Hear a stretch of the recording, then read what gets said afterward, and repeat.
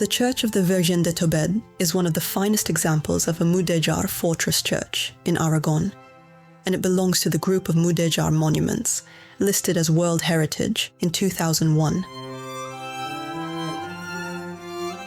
It has a single nave with side chapels set between buttress towers, 3 on each side. The towers are linked by pointed barrel vaults. Together they support the building and mark out the different bays of the central nave.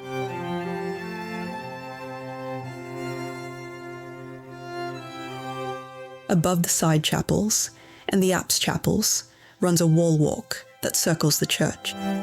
Typical of fortress churches, it works as a defensive rampart and connects to the outside through large openings that allow visual control of the surroundings.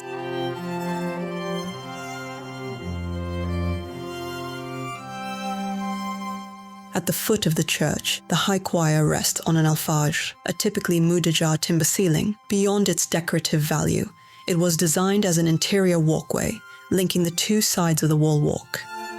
Both the choir and the roof span the full width of the nave. At the center stands the Baroque organ, built by Martin Irisare in the first half of the 18th century. The head of the church forms a triple chapel, above which 2 windows open with delicate Mudéjar decoration. One of them bears the signature of Mahoma Kalahori, a leading 14th century Mudéjar master builder and author of the church's first construction phase. The main chapel was remodeled in the 16th century. A cloister was added, along with the plasterwork and the grille that enclosed the space. In the central niche stands the current image of the Virgen de Tobed, a Renaissance alabaster sculpture. You can also see a ceramic dado from Muel, dating from the early 17th century, and a reliquary cupboard where an image of the Virgin, gifted by King Martin I el Humano, was once kept.